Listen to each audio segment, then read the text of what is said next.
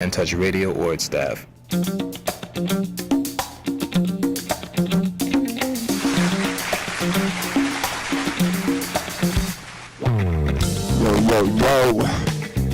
What's going on, world? You know what it is. One more again, we are here up in the In Touch News studio for the Life Malcolm Show. And I'm so glad that you're joining us at this juncture. We man, you know, it's my custom, and I'm a man of habit. I wanna, go ahead and express my deep and profound appreciation for DJ CEO and Mrs. DJ CEO, aka Tampa Bay Tammy, for making sure that this platform exists and is available to the African working class and others, but certainly to the class get to come on the podcast and have a discussion with people who I wouldn't ordinarily be able to reach, and so that's so powerful and important, and I'm gratefully grateful to they spell differently, right? Anyway, gratefully grateful to DJ CEO and Mrs. DJ CEO for making this happen, and I'm also profoundly appreciative of being supported by the stellar, super duper producer.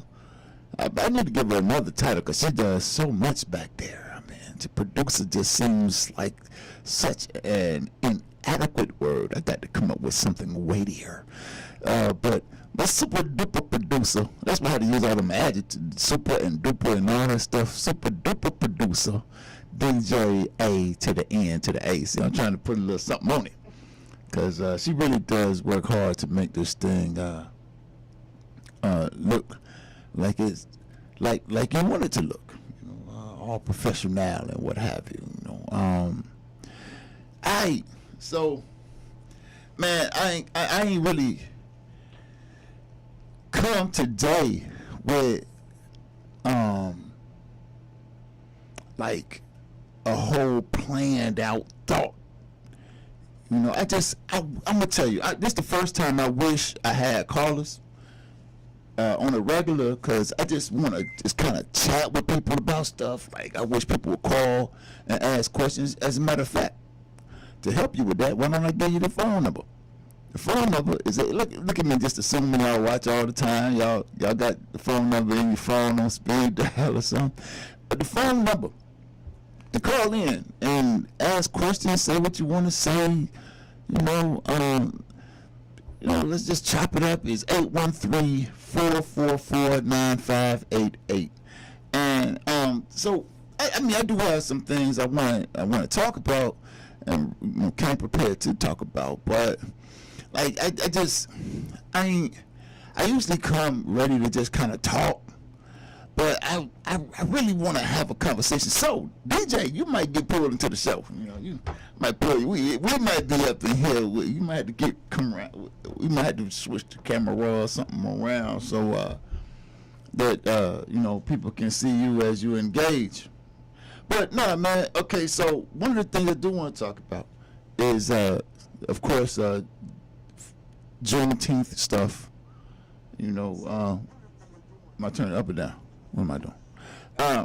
Okay, yeah, I want to talk about some Juneteenth stuff, and I also want to discuss somewhat like the Father's Day kind of ideas, and then I made a promise last week based on a caller who suggested that we talk about the law a little bit more. So we're gonna talk about the law some, the law a little bit, the law some.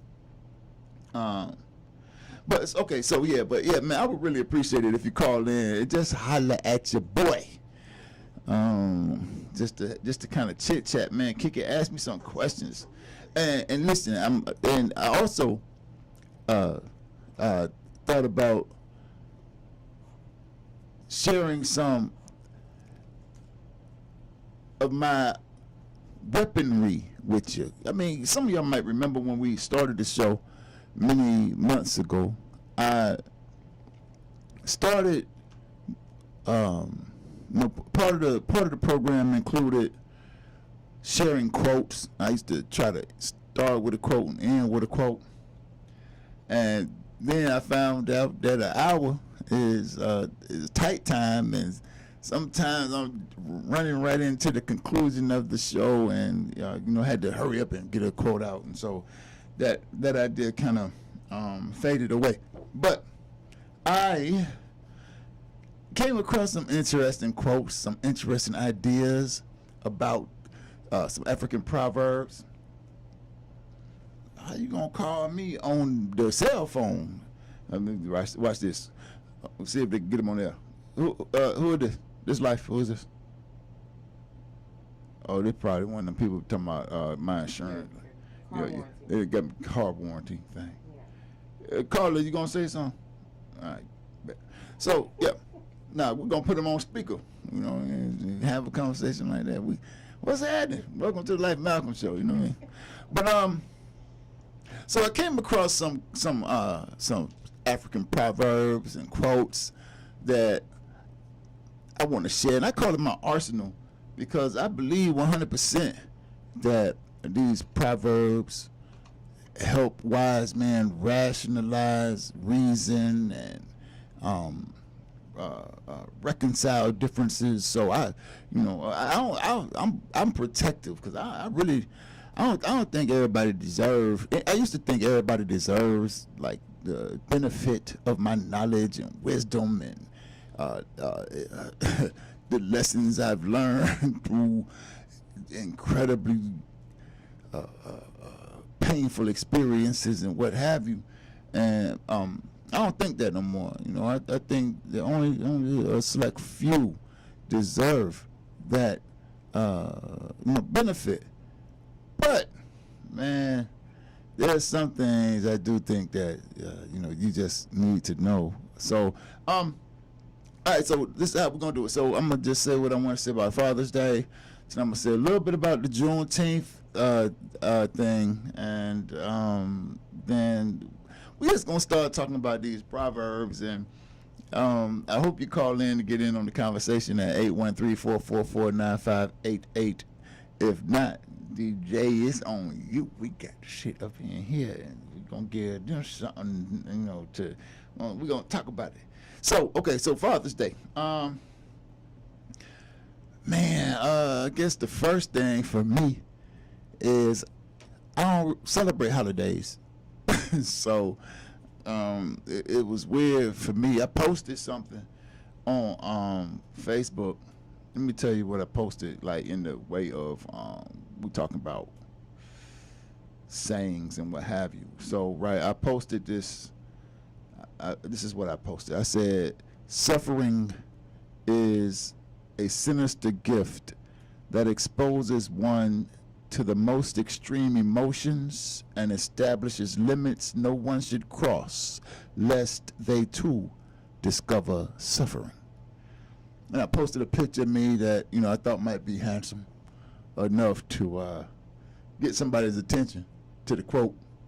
Next thing you know, man, I started getting Happy Father's Day, Happy Father's Day, Happy Father's Day, Happy Father's Day. And I appreciate it. I'm not going to, although it's not something that I celebrate, I really do appreciate people taking the time to, in their celebration of the holiday, even some knowing I don't celebrate such things, taking the time out of their day to, just let me know that they recognize and acknowledge me as a father. That was very kind. So, but I will tell you, man, like one of the super coolest things was my daughters, the like all of them, the whole, like the oldest to the youngest, reaching out and saying stuff like Happy Father's Day. And they are certainly part of the bunch who knows I don't celebrate holidays and what have you. But my oldest daughter called me and was like, "Daddy," and so the funny thing is, like, and this I will say, these days it's not so much the case, but back in the day, boy, when my oldest daughter would call me, whoo, I make me nervous, cause I know, when the children get out and on their own, and they're not calling you all the time just to say what's up. Usually they need to solve a problem, and sometimes they big problems, and so I get nervous when she called. But not so much now, man. She's settling into young adulthood, doing well, quite proud, but still though, when she called, I was like, and so she was like, "Daddy, I just called to say Happy Father's Day." I'm like, "Ah." And so that was that Sunday, and these days I try to get in bed before midnight, and my youngest child, I don't know if this is, now that I'm thinking of it, I don't know why she was up so late, but she hit me up well after my bedtime, called me, and so I didn't see her phone call till the next morning when I rose, and I reached out to her and it's like, "Yo, what's up?" And so I didn't tell you. So like my youngest two, you've met them on the show. My youngest two children are in Detroit right now. They just left this past weekend. Just dropped them off. They took their first plane trip to the D, and so they not around for the Father's Day celebration. And little baby reached out to me and was like, called her up and I was like, "What's up?" So I had, I guess the point I wanted to make, I didn't make the connection. I had a similar kind of worry, being that they're not around me, and they just reaching out, because the reality is, like my oldest child, these younger two, now that they're getting into their teenage years, they can come home and spend a whole day, a whole weekend in the room, on some kind of device or doing something that don't have nothing to do with kicking it with daddy. So, I feel extra special when we in the same place and they holler at me like, "Hey, daddy." I'm like, "Ah." I feel like, I'm important and whatnot. But when they are away, and, of course they go away with aunties, cousins, and grandmother and whatever. When they call me when they're away, I'll be like, "What's going on?" And so now they far away, so there was a little, but they in good hands. I know they're good. No, I know they're in good hands. But they called, and she was like, "I just called. I wanted to say Happy Father's Day on that day, but your old ass was asleep." So, and the oldest of the youngest two, she said something like that too. She's she's probably more like me when it comes to these kind of holiday things. So that was Father's Day, and I hope that you all had like, if you celebrate Father's Day, or even if you don't, like, I hope the day was good to you, good for you, meant something meaningful. And yeah, I ain't talked to my father on Father's Day. We celebrated our 6th year of not talking to each other yesterday. Was it yesterday? On Sunday, we celebrated our 6th year. Oh, that's not true. That's not true. Because we did talk. He came down here and we had a conversation, and he lost the, he was wrong in the conversation, and should call me and apologize for being wrong. He gonna tell me, right, that, okay, I gotta go to break. So I'm gonna tell y'all the story when we get back, and then we're gonna get up off this Father's Day thing and talk a little bit about Juneteenth. But I do want to tell you about what just happened to me right before I walked in. All right, that's the break. We'll talk to you on the other side. This is the Life Balcony. So y'all, I appreciate y'all tuning in. We'll see you in a couple of clicks.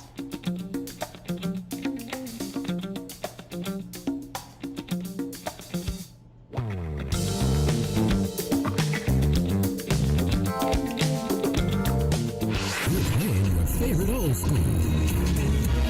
Today's R&B.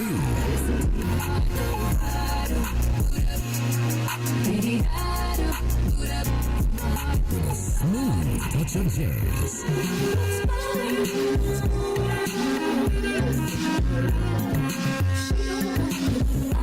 You're listening to In Touch Radio. Hey, this is Agent Wright, better known as Mr. Clean. You looking for some great barbecue? Come see them two brothers in the grill, located at 423 Virginia Street, Charleston, West Virginia. We got ribs, chicken, pulled pork, brisket, collard greens, mac and cheese, baby. Come get some and get you a nice, smooth cigar. 304-550-4431. That is 304-550-4431. Come get some, baby. The Rib Man, mama, the Rib Man. It's politics. It's life. It's the Life Malcolm Show. Every Tuesday at 6 p.m. on In Touch Radio. When it comes to reality radio, everyone is a star. Shining star for you to see what your life can truly be. On your smooth soul and R&B station. On the World Wide Web. In Touch Radio.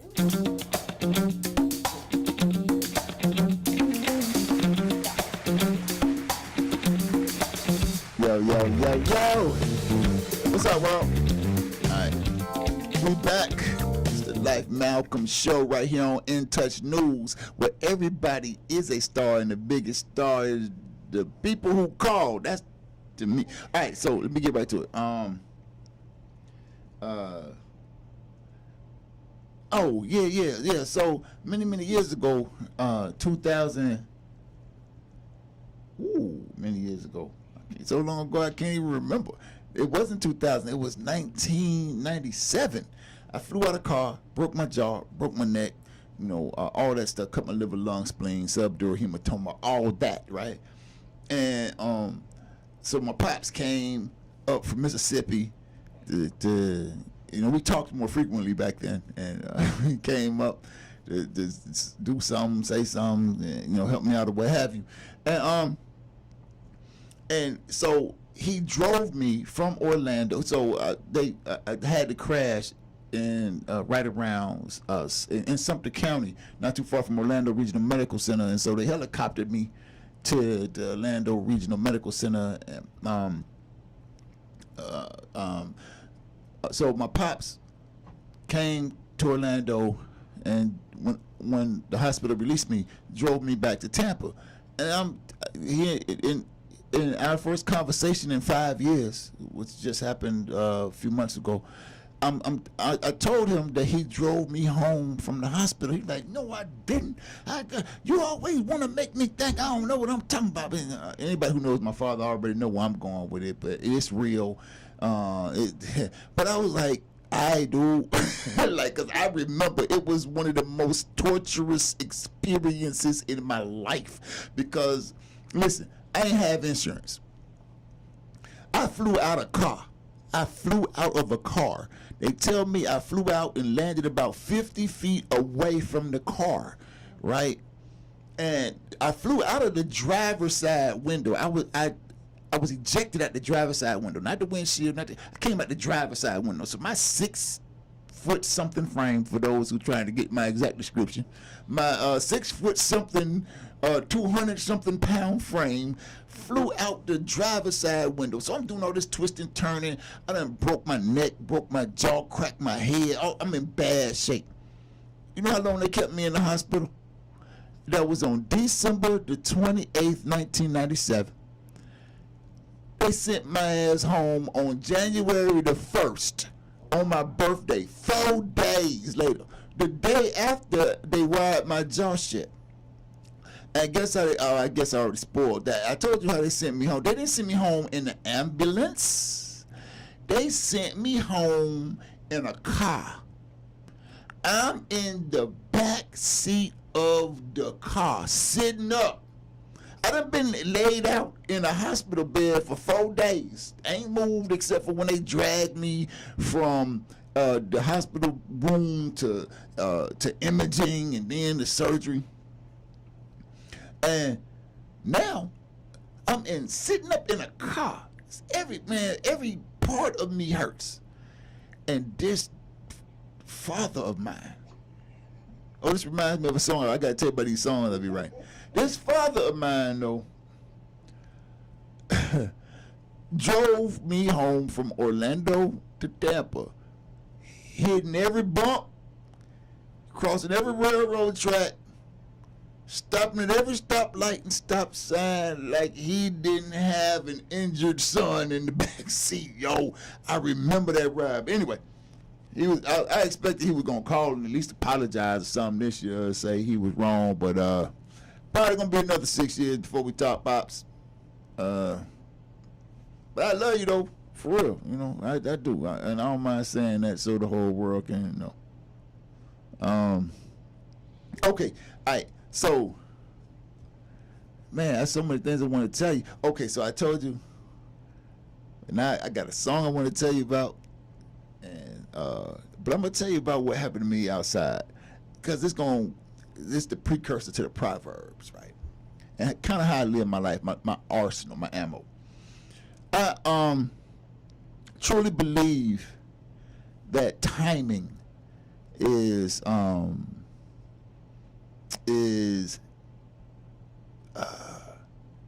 so I don't believe in the whole, well, that's not your point, that's not your business. So let me say it like this. I believe that energy is real. Y'all know I'm a materialist, so I don't gotta tell you what I don't believe in. I believe in material reality. However, I don't believe that, you know, everything that is part of our material reality is something that we can see, touch, of course, like, you know, heat waves and what have, there's stuff out there that has material effect that we just can't, you know, deal with in a tangible fashion. So I believe in energy, and I believe in ancestors, you know, the fact because, energy is neither created nor destroyed, it just changes forms, that whole scientific idea. I believe that my ancestors helped me move a certain kind of way and not move a certain kind of way. And I've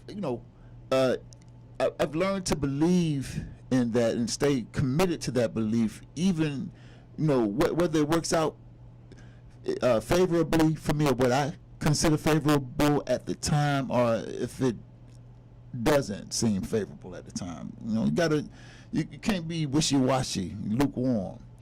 We talked about that with Brother Larry. You can't be lukewarm. But just now, I'm usually here at the studio a little earlier than I got here this evening. But had I gotten here earlier, I would have missed this beautiful experience I just had, where this woman, as I'm walking up, I don't know this woman and this man she with, but this woman says to me, "You Miss Ernestine's son." I said, "Yeah, the one and only. After me ain't gonna be now another." And she said, "I knew it. I had you mixed up with somebody else, but you Miss Ernestine's son." I said, "Yeah. Who are you?" And she told me that she was Miss Lavinia Henry's granddaughter. And I was like, "Miss Lavinia Henry? Oh, Purple Lily Usher boy.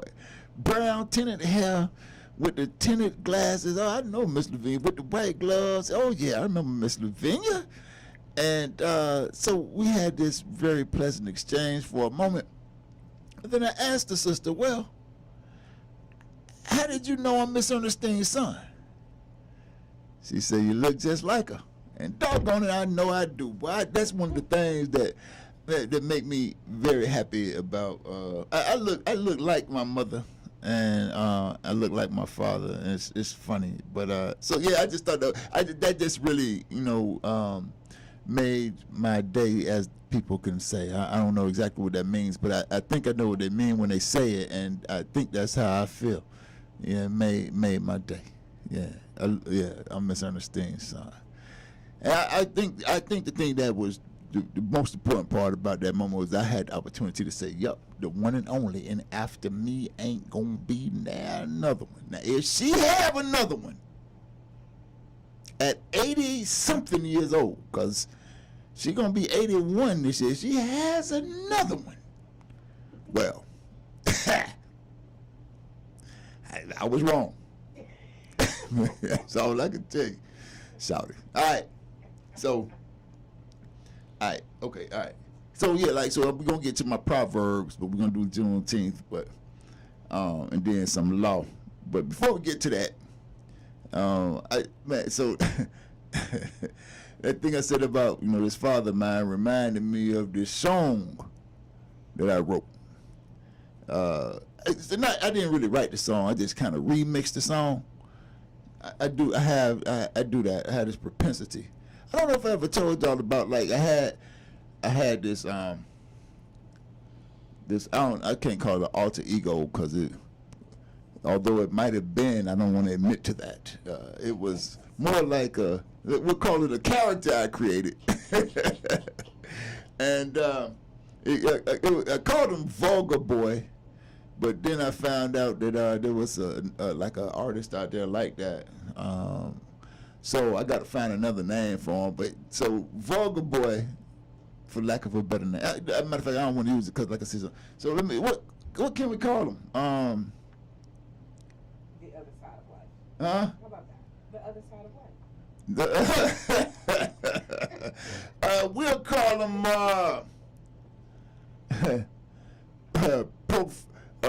Profanity Man or something. I don't know. No, because it's not really profane. Well, it's something. All right, but yeah. So here's the thing.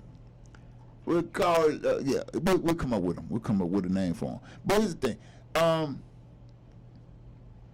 This character remixes like gospel songs and hymns in a certain kind of way, and that's a little more secular. Kind of like how Ray Charles did. I got a woman, well, that kind of thing, right? So, but we this character, no name character right now. We're gonna have to come up with a good name for him. Kind of salacious. But anyway, so this is the latest song. I think I can say it. We're singing over there. I'm trying to think. Yeah. Okay. All right, yeah. So this the song that. We could call him. Okay. Right now. So right now we're gonna call him Salacious Man. Until we come up with a better name, then he's gonna be the artist formerly known as Salacious Man. Right. But yeah. So here's a little song we wrote. This little wife of mine, she's so damn fine. Oh, this little wife of mine, she's so damn fine. This little wife of mine, she's so damn fine. She's so fine, got a nice behind. She's so fine. Now, that's for the married people. If you have a girlfriend, you can sing. This girlfriend of mine, she's so damn fine. Oh, this girlfriend of mine, she's so damn fine. This girlfriend of mine, she's so damn fine. She's so fine, got a nice behind. She's so fine, right? And now, if you have a girlfriend and a wife, Wow. you can sing. This side chick of mine, she's so. I'm playing. We don't do that. We don't have girlfriends and wives. We have one or the other. Or both, if they are in agreement. Yes, because the song have a different end. She's so fine, cut this throat of mine. Now I'm dying, something like so we don't want to we don't want to have no no bad results. So that's yes. Pick one version of the song, the version that works with you, and sing it to yourself as we take it to a break. And we're gonna see you on the other side of the show, man. We're gonna talk about Juneteenth a little bit. Then we're going to talk about the law, and then I think we're going to end it up with some of these proverbs and quotes I talked about. All right, see you right back, man, on Life Malcolm Show. Couple of clicks.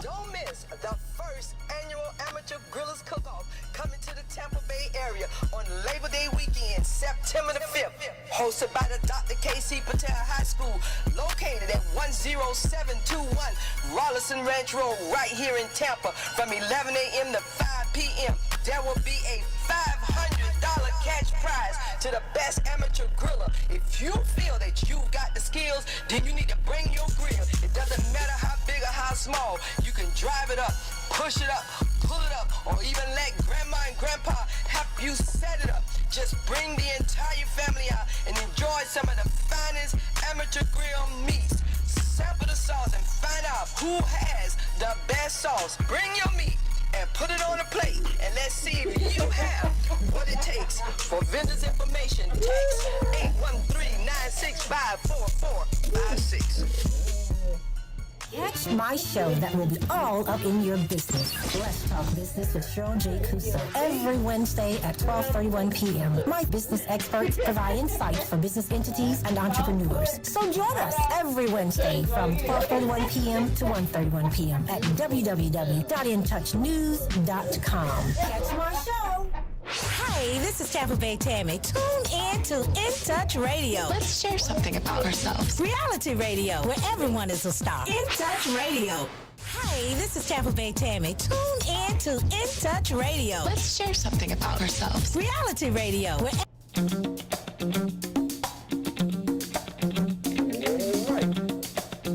All right. Well, not to be outdone. Salacious Man, I thought Salacious Man was doing, hey, I just heard a commercial about bring your meat. So, hey, look, that might be, okay. Bring your meat. I think that's good advice. Do not leave your meat. Yeah, bring your meat, man. All right. Juneteenth. So, of course, this guy, Joseph, I forget his name, Joseph Biden. I not his last name, but I used to know his middle name, Ribbenow, something like that. This guy had done made Juneteenth a national holiday or something, a federal holiday or something. And I think people are excited about that. I think that's important. Juneteenth is an interesting kind of concept. I mean, not really more interesting than anything else that happens in this cryptic country, if you will. This country they got a good game for you. Like, imagine this Juneteenth idea, right? So the idea is African people are supposed to celebrate some white person showing up 3 years too late to tell African people that white people say we can live like free people, or that we are free people. And there's a couple of ways to look at that. I mean, that's just absurd, right? It's absurd because it suggests absurdities. Like, for example, it suggests that African people need white people to tell us we free, right? And it suggests that the white man rolling up in Texas was only 2 years too late with the news, right? But then recognizing we live in a colonial situation in this country, domestic colonialism. And I want to talk about that, man. I might talk about it a little bit here, because I said something on the radio show, and somebody tried to talk about colonialism. It seems in a way that it had some kind of struggle with the characterization of Africans' existence in this country as colonialism, because they misunderstand, it seems to me, what colonialism means. But so depending on how you look at it, either the guy who showed up 2 years too late to tell African people, as if he was only 2 years too late to tell African people that we are free. Understanding that we are living under colonial domination right now, he might have been 150-something years too early with the news, because we still aren't free in this country, you know, and that's our responsibility. We got to get free. And so I want to talk about that responsibility a little bit, but let me get back to this colonial question, because too many of us, it seems, we have all kinds of struggles against the idea that African people in the United States are colonized. I remember when a lot of Africans had a struggle with the idea that Africans are Africans. So now more people, more Africans are coming to the conclusion, finding it acceptable, being, you know, they feel okay, safe now saying that they are Africans, and, you know, without saying African American, African descended from the African or something. So I don't know, kind of whatever they say. You know what you might know. Hopefully you don't. You can just say African. But yeah. Oh, got a caller. Hello, caller. Talk to me. Caller, how you doing, brother? Hey, caller, go ahead. Hey, Rice, how you doing, brother? This is Christopher. I'm in the game. Who is this, brother? Christopher. Okay. Well, oh, whoa, man, brother, teacher. How you doing, brother? What's going on, brother? Nothing much, brother. Like I said, you know, I check you out, you know, every week. And the last time I see you, you know, you mandated that I call in, so that's what I'm doing, brother. I'm trying to stick to my word, and I told you I would. Man, brother, I appreciate that. Do you have any comments, any things you want to share, you know, based on what I've said so far, something you want me to talk about before we go tonight, anything, brother, you know, you got it. Let me know what's happening. Well, when you were talking about Juneteenth, and how, you know, Africans trapped in America are so excited about this, and it seems that whenever we get in an uproar about anything or get in a stance or position to try to do something, they throw us a bone. You know, and with Africans trapped in America, we go for symbols. So I believe that them making Juneteenth a federal holiday and how they push it through so fast is just a symbol. It has no actual tangibles behind it. You know? That's 100. Now, that Asian crime bill, that's something tangible. That's something that actually has teeth. But Juneteenth, you know, I mean, that's something that we celebrate. That was something for us. That's not really for the nation, it was for us. But I believe it's just them throwing us a bone. You know? Yeah, 100. I'm glad you brought that up too, brother. Man, I'm so glad you called, number one, man. And, you know, I'm still waiting on that recording. So, okay, you can check one off. You check in one check box. We got to check off this other check box. You know, I'm waiting for that recording for that lesson I asked about. Yeah, I want that lesson. I got you. Don't need to trip. All right. And what you were talking about earlier, if I may, talk about, you know, our ancestors and whatnot. And, you know, I try to leave that alone because, you know, when you start to deal with people and their belief systems, you know, that gets real, you make enemies, you know, and the last thing I need is more enemies. You know, I've made enough of them in my youth, so I don't need any now.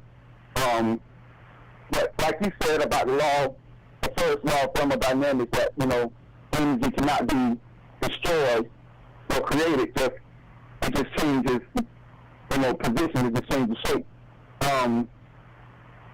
Is there an ancestral realm? I don't know. Never been there. Would I like to believe that there's a place that my ancestors dwell that I go to after I die? Sure.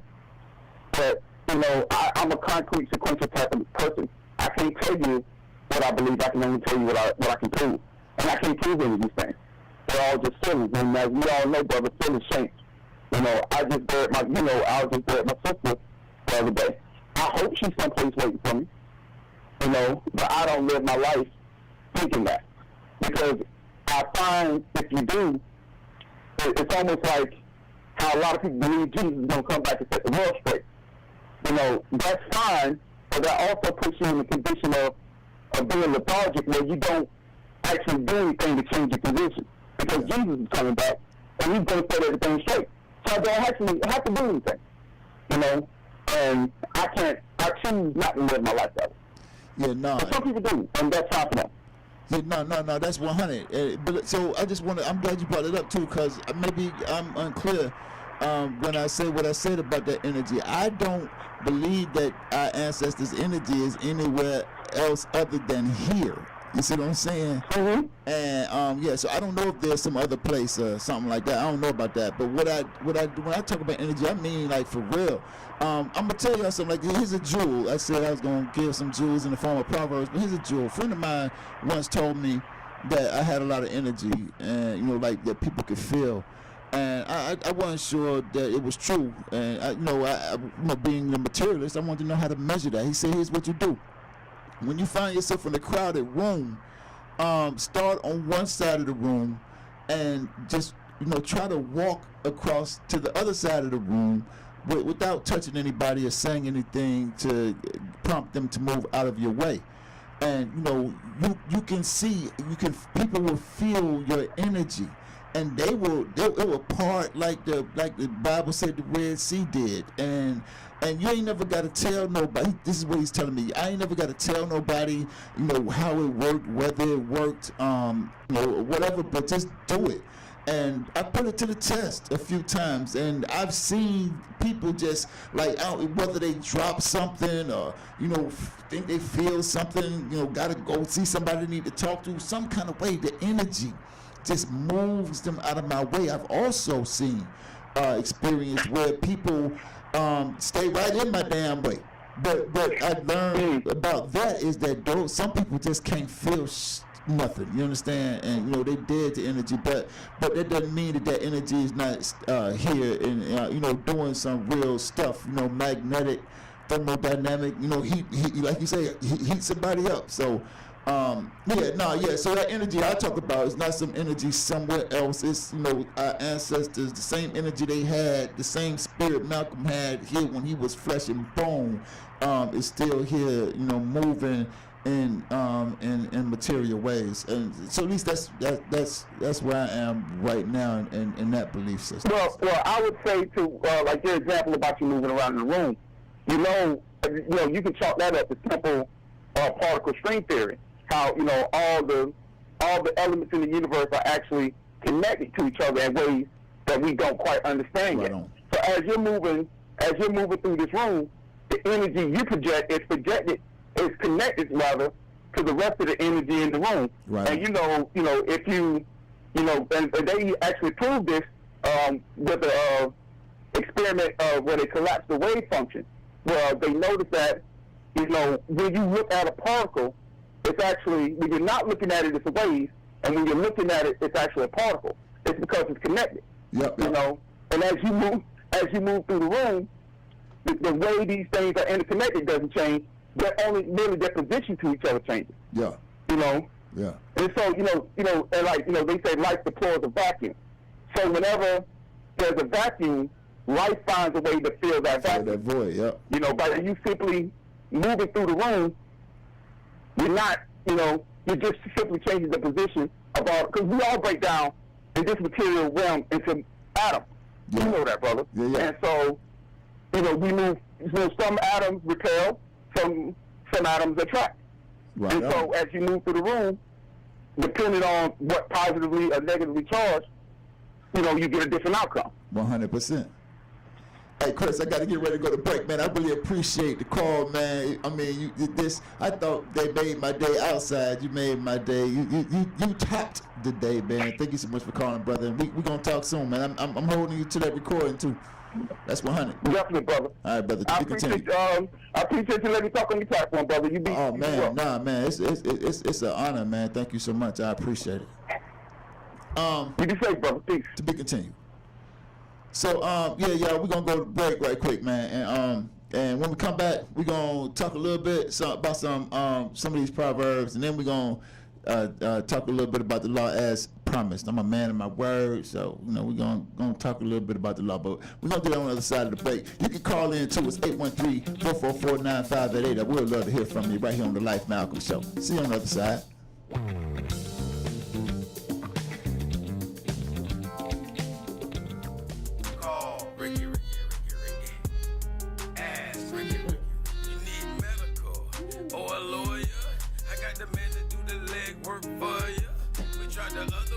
folks, so believe we hunted. Down 813-248-6300. Everything gon' be okay, call Ricky, he coming. He taking kids near the Florida, grab a pill of sundown. 184-361 Rick. That's 184-367-425. Never word from the point forward, just recline. Just ask Ricky, push your boy statewide. Just in case you missed it, I'ma tell you one more time. 184-361 Rick. Call Ricky, ask Ricky. It's a legal medical referral service. The doctors and lawyers in our network are trained in handling auto injury claims, giving you the best medical treatment and recovery. Dial 1-844-361 Rick. That's 1-844-361-7425. Ricky. Ask Ricky. Hi, this is Angela Birdsong with Tampa Bay Politics. And not only can you catch us on InTouchNews.com every Wednesday at 11 a.m., we now have a website at TampaBayPoliticsPodcast.com. We are on Apple, Google, Spotify, and Stitcher, which you can log in at any time and listen to Tampa Bay Politics.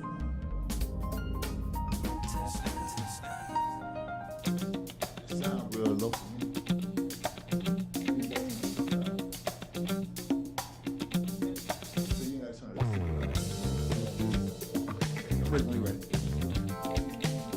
All right. Man. So, all right. Gonna get into these proverbs. I'm looking at the clock. So we got I'm gonna say this right quick. Then we're gonna do a couple of these proverbs, get some thoughts, and then we'll say a little bit about the law. Might fix that, fix that distribution later. But the brother who just called in, I don't know if it's no damn secret. If it is, I guess I got to deal with it on the other end, exposing it. But this brother, man, has what's called end-stage heart failure, or end-stage heart disease. I think he said end-stage heart failure. Anyway, this brother is looking death in the face, 43 years old, looking at dying. I mean, as we speak, of course, death is on the list for all of us, but this on his menu, it's at the top, and this brother, man, I had to say something because I am so moved by the fact that this brother, knowing he only has so many moments left, so many breaths left, took the time, thought it was important to call in and have this tremendous conversation and share, what he knows, the powerful stuff he knows, with the Life Malcolm show and those who will listen now and in the future, and that's meaningful, man. So many people, come up with so many reasons why they can't do this, can't do that, can't watch the show, can't tune in to the show, can't call in to the show. This brother right here, he don't know, he know, his time is tight. Short of a heart transplant, time is tight, but he don't mind, taking the time to call, and I appreciate that, man, sincerely. Much love. I know you're watching, and I just want to tell you, man, it means a whole lot to me. I don't know how many people can say that, how many people with shows can say that they got that kind of love and experience it that kind of way, and so I want to express my deep and profound appreciation for that. All right, Proverbs. So the other day, all right, and then so Proverbs for 2 minutes, and then at 51 minutes after the hour, we're going to talk about the law. A little bit about the law. But some Proverbs though for 2 minutes. Like, I just throw something out there. You can't teach an old dog new tricks. That's not a proverb. That's some saying that we've heard in the mainstream world. But I saw an African proverb that helped me realize that a lot of people who hear this "can't teach an old dog new tricks" saying see it wrong. They got it backwards. What that mean to you, DJ? You could chime in. You can't teach an old dog new tricks. Just right quick. What that mean? That your mind is stagnant. Okay, all right, good. Yeah, that's terse and succinct and efficient. Yeah. So for me, right now, let me ask you this right here. What is it? What does this mean to you? You cannot teach the paths of the forest to an old gorilla. Now that's an African proverb.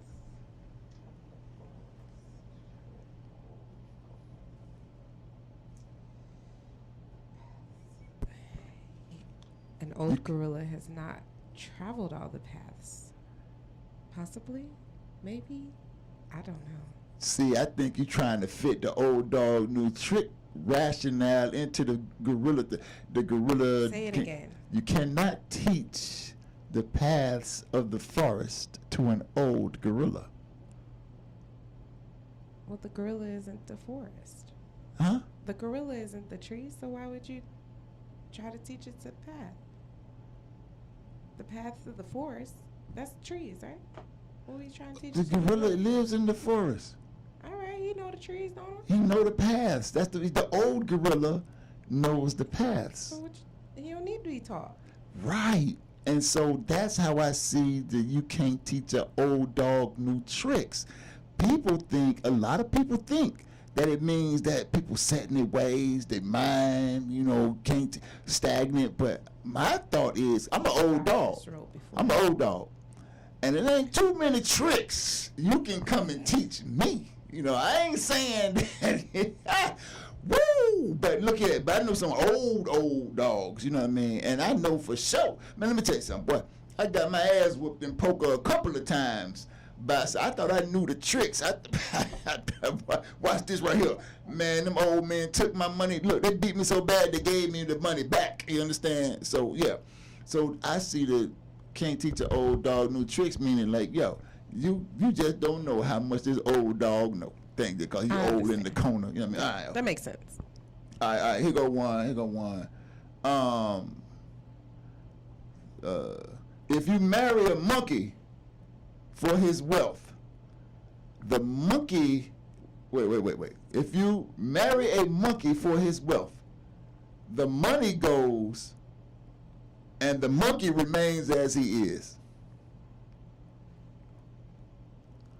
Agree or disagree? Because we got to jump. I promised law. I'm 2 minutes later on the law. I got to show up for the law. But do you agree? If you marry a monkey for his wealth, the money goes and the monkey remains as he is. I would have to agree with that. Yeah. All right. Okay. All right. Hey, listen. Next show gonna be like a proverb. So we just gonna do this right here. I didn't know you had a microphone. We could do this. Hell yeah, we could do this. All right. So let me tell you a little bit of stuff about the law. All right. So recently, okay, since you're on the mic, man, we'll finish it up. Do you know the difference between reasonable suspicion that one is armed and dangerous, and probable cause? Like, how those things are different? Well, you're asking me, and I'm a paralegal, so yeah. Yeah. I Okay. know the difference. Well, I have to ask you because we having the conversation. And you on the Life Malcolm show. Oh, boy. So why don't you explain to the audience what reasonable suspicion, what the difference between reasonable suspicion and reasonable suspicion that one is armed and dangerous? So reasonable suspicion that one is just committing something because they've been beat cops, right? Let me ask a better question. How is it different in terms of how the police can engage you? So they're not supposed to engage you for reasonable suspicion. I mean, they can, but probable cause means they probably seen something. So let me jump in on that a little bit. So reasonable suspicion says that the law says that cops can have reasonable suspicion if they have a well-founded belief that one has committed a crime, is committing a crime, or is about to commit a crime, and they can do what they call an investigatory stop. So that means they've been watching you? Hopefully that's what it means. But sometimes that's just what they say. They just run up on you, and that's where you get the stop and frisk from. A lot of people validate, a lot of law enforcement validates the stop and frisk based on this idea of reasonable suspicion. This idea in the law came out in Terry versus Ohio. This reasonable suspicion idea, but they're not supposed to fill you up unless they suspect you are armed and dangerous. Then they can conduct a pat down. Perhaps if they suspect you have drugs, they might be able to do a pat down. Depends on the jurisdiction, et cetera, et cetera. But if they deem you armed and dangerous, then they can do a pat down. They cannot go inside your clothes legally, lawfully. But if they have probable cause to believe that there's reason to arrest you, then they can arrest you, of course, and do this, what they call a search incident to arrest. Okay. And so I wanted people to understand this, because a lot of us just allow the police to search and do whatever. Pat us, to stop us, number one, because you don't have to stop for the police. Don't tell them that. I'm not now. You gotta be smart. I'm just saying, lawfully, legally speaking, just because they roll up on you and say, "Hey, I want to talk to you," or stop right here, you can say, "Look, I don't want to talk to you," and leave. And if they say that you're not free to leave, they have to have an articulable, reasonable suspicion, meaning they have to have a well-founded belief that you have committed a crime, about to commit a crime, or committing a crime, or about to commit a crime. And if they can't articulate that reasonable suspicion, you got a reason to leave. And I'm not telling you to leave. That's just keep that in mind so you can sue their ass at the pertinent time. No, I mean, you don't want to get shot because talking about, I don't have to stay here. That's not how you want to do it. But then, if they try to put their hands on you and pat you down, you need to know that they have to have a reasonable belief that you are armed and dangerous, or at least that you have some kind of contraband like drugs. But here's the thing that I want to get at. This one of them nuggets that you ain't gonna get nowhere else. There's this idea called voluntary abandonment. You familiar with that? Voluntary abandonment. So, like I just said a bit ago, you have reasonable suspicion plus other stuff like belief that one is armed and dangerous, and one might have contraband that legally justifies a pat down. Then you have probable cause, which then goes into a full-blown detention and extends into a all-out search.